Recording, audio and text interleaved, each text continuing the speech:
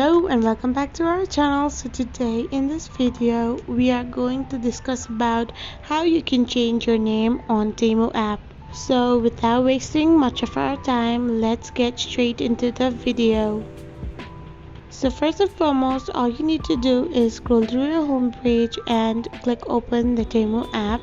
Once it boots itself up, you will be straightly redirected to its home page, where you can find the profile icon on the bottom of the screen.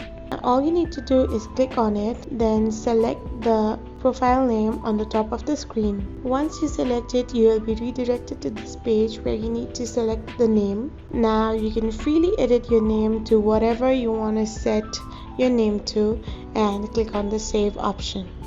Once you do so, your newly edited name will be shown on your profile of TEMU app. So in these few easy steps, you can change your name on TEMU. I hope this video was helpful. So don't forget to hit that subscribe button and do give us a thumbs up. We will be back again with these informative videos. Thank you for watching.